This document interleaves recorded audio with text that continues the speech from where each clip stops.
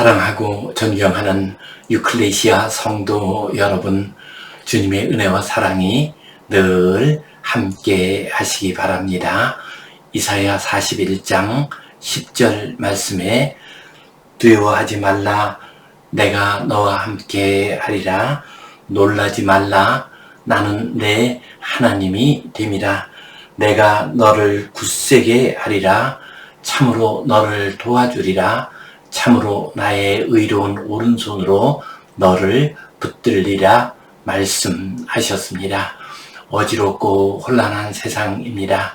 그러나 하나님 의지하고 두려워하지 말고 놀라지 말고 소망 가운데서 살아가시기 바랍니다. 우리 함께 사도신경 고백하심으로 유클레시아 예배 시작하겠습니다.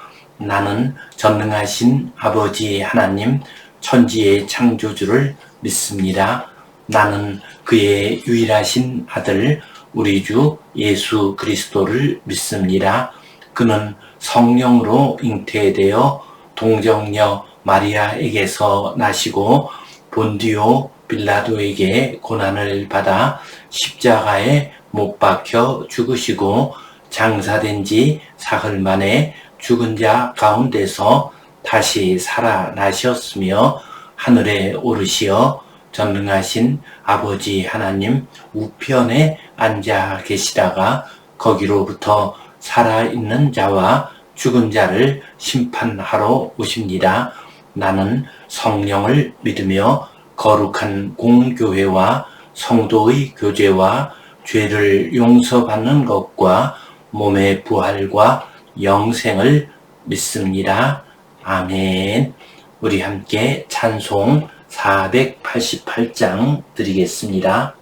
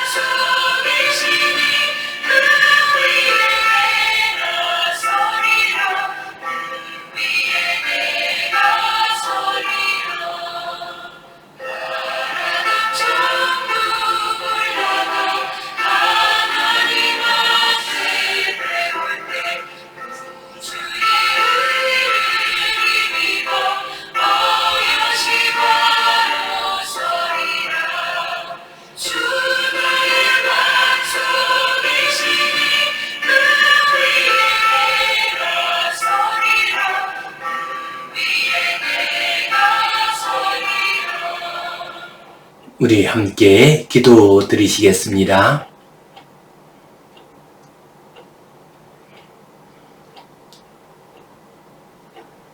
하나님 아버지, 은혜에 감사합니다. 오늘도 저희에게 복된 날 허락해 주시고 주님 앞에 나와 예배하게 하시니 감사합니다. 어느 자리 어떤 형편에 있든지 주님 앞에서 영과 진리로 예배하는 우리 모두가 되게 하여 주시옵소서. 이 예배를 통하여 하늘의 신령한 음성을 듣게 하시고 풍성한 은혜를 받는 복된 시간 되게 하여 주시옵소서. 주님, 긴 여름, 뜨거운 여름이 지나갔습니다. 그러나 기후 위기의 시대를 맞이하여 온 지구가, 온 땅이 몸살을 치르고 있습니다. 주님, 창조주 하나님, 불쌍히 여겨 주시옵소서. 이 땅을 회복시켜 주시옵소서.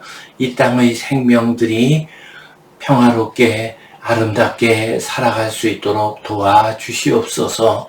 우리의 자녀와 우리의 후손들이 이 땅에서 평안하게 살아갈 수 있도록 창조의 질서를 지켜 보호하여 주시옵소서. 주님께 온전히 의탁하오며 예수님 이름으로 기도하옵나이다. 아멘. 하늘에 계신 우리 아버지, 아버지의 이름을 거룩하게 하시며 아버지의 나라가 오게 하시며 아버지의 뜻이 하늘에서와 같이 땅에서도 이루어지게 하소서. 오늘 우리에게 일용할 양식을 주시고 우리가 우리에게 잘못한 사람을 용서하여 준 것 같이 우리 죄를 용서하여 주시고 우리를 시험에 빠지지 않게 하시고 악에서 구하소서. 나라와 권능과 영광이 영원히 아버지의 것입니다. 아멘. 우리는 지금 부정적 감정의 치유라고 하는 주제를 가지고 함께 말씀을 나누고 있습니다. 부정적 감정에는 분노, 염려, 질투, 열등감, 절망, 외로움 등의 감정이 있습니다. 그 가운데 오늘은 부정적 감정, 절망감의 치유에 대해서 함께 말씀을 나누겠습니다. 절망감이란 좌절과 실패로 인하여 희망을 상실하여 나타나는 부정적 감정으로 삶의 의욕을 무너뜨립니다. 그래서 키에르케고르는 절망은 죽음에 이르는 병이다 라는 유명한 말을 남겼습니다. 절망 그리고 희망과 관련해서 우리에게 알려진 유명한 이야기가 있습니다. 단테의 신곡에 나오는 이야기입니다. 단테의 신곡 지옥편을 보면은 단테가 지옥문 앞에 도달하는 이야기가 있습니다. 그때 그 지옥문에 이런 글귀가 쓰여 있습니다. 여기에 들어오는 자여 모든 희망을 버리라 라고 기록되어 있습니다. 곧 아무런 희망을 간직할 수 없는 곳이 지옥이라는 것입니다. 아무리 고통스럽고 괴롭다 할지라도 희망이 있으면 아직은 지옥이 아닙니다. 그러나 희망을 간직할 수 없는 곳, 그곳이 바로 지옥이라는 것을 단테는 말하고 있습니다. 이 시간 부정적 감정, 절망감의 치유에 대해서 함께 말씀을 나누겠습니다. 부정적 감정, 절망감이란 희망의 상실에서 오는 부정적 감정입니다.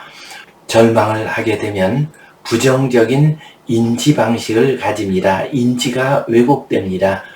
자신과 세상과 미래를 부정적으로 보는 시각을 가지게 됩니다. 그 결과 무기력과 자포자기의 행동을 합니다. 우울증에 빠질 수가 있습니다. 그리고 극단적인 자해 행동을 할 수가 있습니다.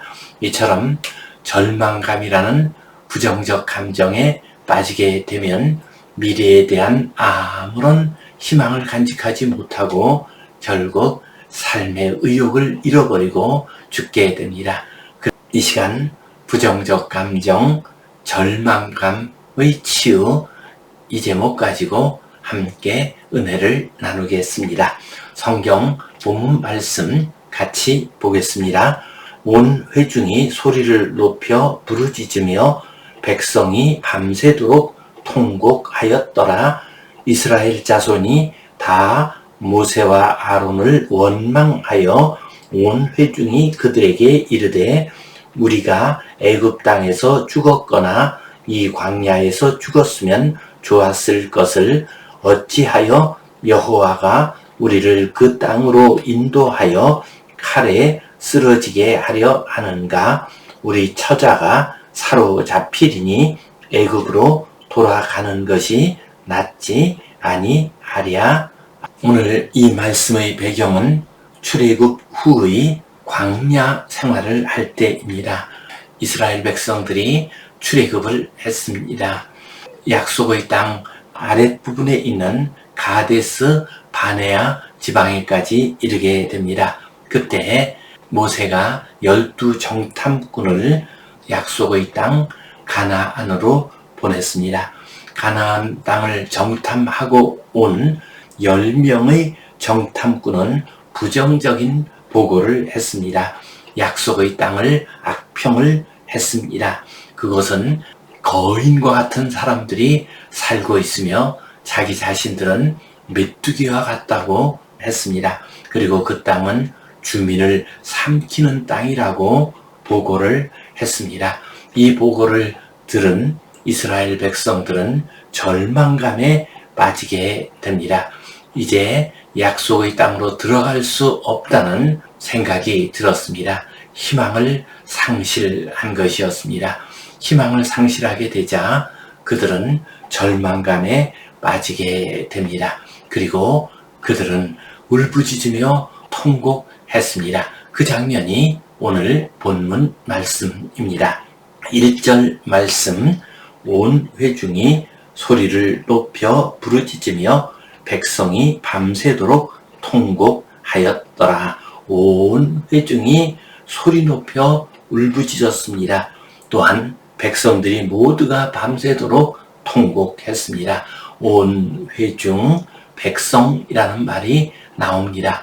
곧 열 정탐꾼들의 부정적인 말, 그들의 절망적인 생각, 그것이 온 회중에게, 온 백성에게 전이된 것입니다. 전염된 것입니다. 그렇습니다. 부정적인 감정은, 절망의 감정은 쉽게 전염이 됩니다. 그래서 그들은 울부짖고 또한 통곡하였습니다. 2절 말씀, 이스라엘 자손이 다 모세와 아론을 원망하여 온 회중이 그들에게 이르되 우리가 애굽 땅에서 죽었거나 이 광야에서 죽었으면 좋았을 것을. 그들이 모세와 아론을 원망을 했습니다. 하나님의 종을, 자기들을 출애굽시킨 지도자를 원망을 했습니다. 모세와 제사장 아론을 원망했다는 것은 또한 그들을 보내신 하나님을 원망한 것이었습니다. 그리고 나서 우리가 애굽 땅에서 죽었거나 아니면 이 광야에서 죽었으면 좋았을 것이다 라고 말을 했습니다.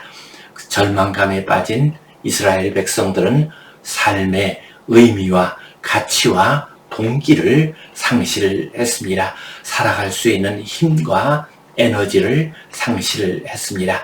그래서 우리가 차라리 죽었으면 좋겠다라고 말을 했습니다.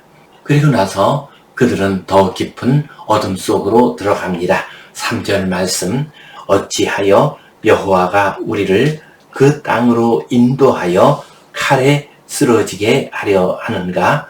우리 처자가 사로잡히리니 애굽으로 돌아가는 것이 낫지 아니하랴 하는지라.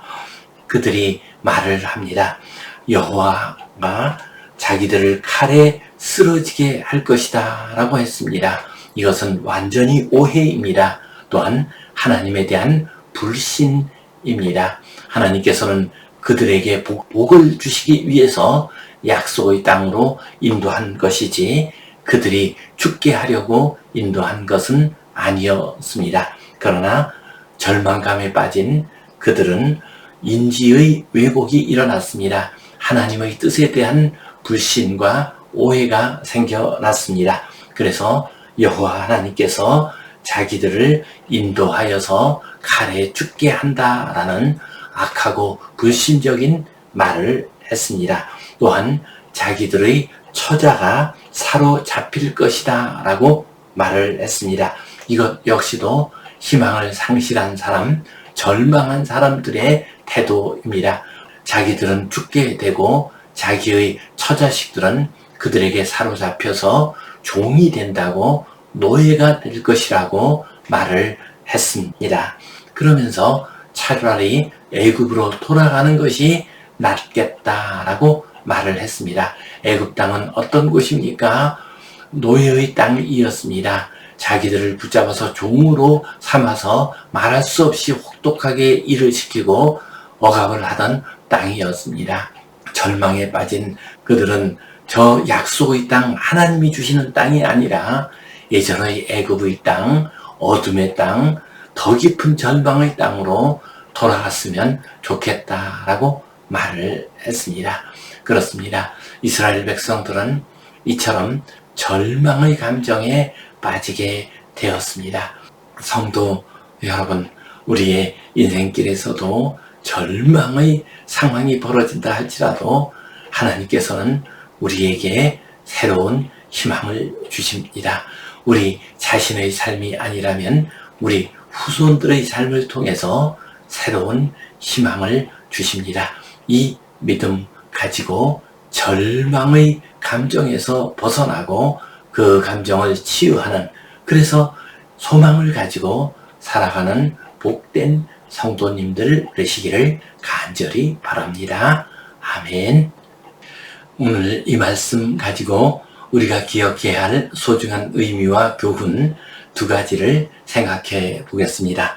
첫 번째로, 우리는 미래를 부정적으로 판단해서는 안 됩니다. 이스라엘 백성들이 절망에 빠진 이유는 미래를 부정적으로 판단했기 때문이었습니다. 이스라엘 백성들이 어떤 태도를 보였습니까? 열정탐꾼들은 자기들은 가나안 땅에 있는 장대한 부족들과 비교해 볼 때 메뚜기와 같다, 자기들의 운명은 메뚜기처럼 될 것이다 라고 부정적으로 판단했습니다. 또한 그 땅이 자기들을 삼키는 땅이 될 것이다 라고 부정적으로 생각을 했습니다.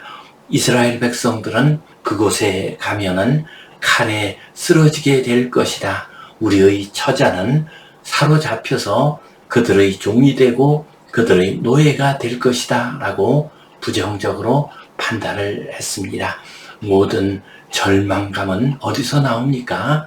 자신의 미래에 대한, 이 세상의 미래에 대한 부정적인 판단, 부정적인 생각에서 절망감이 일어나게 되는 법입니다. 그러므로 우리가 절망감을 이기기 위해서는 미래에 대한 우리의 판단을 바르게 해야 합니다. 하나님을 의지해야 합니다.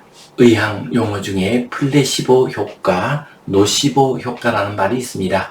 플레시보 효과는 치료에 대한 긍정적인 기대를 가질 때 치료의 효과가 높아지게 되는 것을 의미합니다. 실질적으로는 아무런 효과가 없는 약을 준다 할지라도 그것을 받아 먹는 사람이 자기가 나을 것이다 라고 하는 생각을 하게 되면은 치료의 효과가 나타날 수 있다는 것입니다. 플레시보 효과의 반대 효과가 노시보 효과입니다. 이것은 치료에 대한 부정적인 기대로 말미암아 치료 효과가 떨어지고 질병이 악화되는 것을 의미합니다. 우리가 미래를 어떻게 판단하고 어떻게 보는가에 따라서 때때로 플레시보 효과가 나타날 수도 있고 노시보 효과가 나타날 수도 있습니다. 이런 이야기가 있습니다. 어떤 한 사람이 큰 배에 있는 냉동 창고에 들어갔습니다. 그리고 그 창고의 문은 열리지를 않았습니다. 그러자 그는 이 안에서 얼어서 죽게 될 것이라고 생각을 했습니다. 그런 생각을 하고 하자 손발이 저려오기 시작했습니다. 점점 굳어지는 것이었습니다. 그리고 점점 손발이 파랗게 변하고 말았습니다. 그는 자신의 몸에서 일어나는 변화를 벽에다가 적어 놓았습니다. 그리고 얼마 있지 않아서 그 배가 항구에 도착을 했습니다. 냉동창고를 열어보았습니다. 그러자 그 선원이 냉동창고 안에서 얼어 죽어 있었습니다. 그런데 놀라운 사실은 그 냉동창고는 고장난 것이었습니다. 그래서 실제 기온은 영상 18도에서 20도 정도 되는 상온의 창고였습니다. 그러나 이 사람은 자기가 냉동창고에 갇혔기 때문에 이제 얼어서 죽을 것이라는 생각을 했습니다. 그 결과 그의 몸은 점점 굳어지고 결국은 죽음에 이르고 말았습니다. 그렇습니다. 우리가 절망에 빠지게 되면은 자신의 앞날에 죽음이 올 것이라는 생각을 가지게 되면 그 생각이 그를 죽음으로 몰고 가는 것입니다. 성도 여러분, 우리의 앞날에 대해서 늘 조심하고 경계하는 것은 필요하지만은 그러나 절망적으로 생각하지 맙시다. 부정적으로 생각하지 맙시다. 그 생각이 우리의 미래를, 우리의 삶을 무너뜨리고 죽음으로 끌고 가는 법입니다. 미래를 부정적으로 생각하지 말고 희망을 가지고 미래를 향해 나아가시기를 간절히 바랍니다. 두 번째로 우리는 절망적 상황에서도 희망을 발견하는 믿음을 간직합시다. 오늘 본문에 나오는 여호수아와 갈렙 이 두 사람은 이스라엘 백성들과는 다른 모습을 보여주었습니다. 여호수아와 갈렙은 그 땅 백성을 두려워하지 말라. 그들은 우리의 먹이라. 그들의 보호자는 그들에게서 떠났고 여호와께서 우리와 함께 하시느니라 라고 말을 했습니다. 그 땅 백성들을 두려워하지 말라 라고 했습니다. 그들은 우리의 먹이다, 우리의 밥이다 라고 했습니다. 왜냐하면 그들의 보호자, 그들의 신이 그들에게서 떠났다. 그러나 여호와 하나님께서 우리와 함께 하시기 때문에 우리는 반드시 약속의 땅을 차지할 수 있을 것이다 라고 말을 했습니다. 다른 10명의 정탐꾼은 그 땅 가운데에서 자신들이 죽게 될 것이다, 칼에 죽을 것이다, 처자가 잡혀갈 것이다 라고 하는 부정적인 말을 했지만은 여호수아와 갈렙 이 두 사람은 그런 상황 속에서도 하나님을 의지해서 긍정적인 말을 했습니다. 미래의 희망에 대해서 말을 했습니다. 그래서 그들은 약속의 땅으로 들어갈 수가 있었습니다. 우리가 인생길 살아갈 때 참 어둡고 힘들고 어지럽고 고통스러운 상황에 처할 때가 많이 있습니다. 그때에도 우리는 언제든지 그 속에 들어있는 긍정적인 요소, 그 속에 들어있는 희망을 발견해야 합니다. 그리고 그것을 우리 마음속에 간직하며 살아야 합니다. 우리가 그렇게 할 수 있는 이유가 무엇입니까? 그것은 우리 주님 예수 그리스도께서 우리의 절대적인 소망이 되시기 때문입니다. 영어로 하면 소망이나 희망이나 같은 hope입니다. 그러나 우리 한국말로 번역을 할 때에는 하나님에 근거한 희망을 소망이라고 이렇게 번역을 했습니다. 그래서 교회 이름을 지을 때에도 희망교회라고 하지 않고 소망교회라고 부르고 있습니다. 우리 주님 예수 그리스도께서 절대적인 소망이십니다. 절대적인 희망이 되십니다. 왜 그렇습니까? 우리 주님께서는 어떤 사람이라도 받아주십니다. 그래서 우리에게는 새 삶의 소망이 있습니다. 주님께서 십자가에 달려 죽으실 때에도 그 옆에 있는 강도, 마지막 숨이 떨어지는 그 강도까지도 받아주셨습니다. 오늘 내가 나와 함께 낙원에 있으리라 말씀하셨습니다.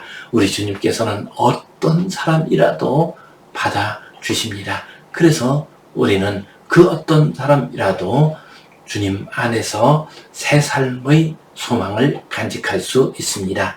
또한 주님께서는 어떤 상황에서도 우리를 구원하여 주십니다. 그러므로 우리는 어떤 상황에서라도 구원의 소망을 간직할 수가 있습니다. 사도행전 12장 말씀 보면 베드로 사도가 감옥에 갇혔습니다. 내일이면 헤롯 왕에 의해서 죽임을 당할 수가 있었습니다. 그러나 그 상황에서도 주님께서는 그를 구원해 내셨습니다. 천사를 보내서 감옥에서 나올 수 있도록 하셨습니다. 또한 사도행전 27장을 보면은 바울 사도가 로마로 끌려갈 때에 보름 가까운 기간 동안 풍랑에 시달리게 되었습니다. 그러나 주님께서 그들을 구원해 주셨습니다.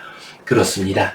우리 주님께서는 어떤 상황에서도 우리를 구원하여 주십니다. 그러므로 우리는 어떤 상황에 처할지라도 구원의 소망을 간직할 수가 있습니다. 또한 주님께서는 영원한 천국을 예비해 놓으셨습니다. 요한복음 14장 2절 3절 말씀을 보면 내가 너희를 위하여 거처를 예비하러 간다. 거처를 예비한 후에는 다시 와서 너희를 내게로 영접하여 나 있는 곳에 너희도 있게 하리라 말씀하셨습니다. 우리 주님께서는 우리가 죽은 후에도 저 천국에 우리의 거처를 마련해 놓으셨습니다. 그러므로 우리에게 죽음이 온다 할지라도 우리에게는 천국의 소망이 있습니다. 우리 주님은 어떤 사람이라도 받아주시고 어떤 상황에서도 구원해 주시고 죽음 이후에도 천국으로 인도해 주십니다. 그러므로 우리 주님은 절대 소망이 되십니다. 절대 소망이 되신 주님 의지하여 절망에 빠지지 말고 소망 가운데서 희망 가운데서 살아가는 복된 주의 백성들 되시기를 주님의 이름으로 축원합니다. 아멘. 기도하겠습니다. 하나님 아버지 은혜에 감사합니다. 우리 시대는 절망의 시대입니다. 특별히 젊은이들이 자신들의 앞날에 대해서 절망하고 있습니다. 그러나 주님, 절대 소망 되시는 주님, 우리에게 희망과 소망을 허락하여 주시옵소서. 우리 주님 붙들고 새 소망 가운데, 구원의 소망 가운데, 천국의 소망 가운데 살아가게 하여 주시옵소서. 예수님 이름으로 기도하옵나이다. 아멘. 이제는 우리 주 예수 그리스도의 은혜와 하나님 아버지의 크신 사랑과 성령님의 감동, 감화하심, 교통하심, 위로하심, 치유하심의 역사가 어떤 어둡고 고통스러운 상황 속에서도 절망감에 빠지지 아니하고 주님 안에서 소망 가운데 살아가기를 소원하는 모든 주의 백성들 위에, 이 땅 위에 모든 교회들 위에 이제로부터 영원토록 함께 하시옵기를 간절히 축원하옵나이다. 아멘.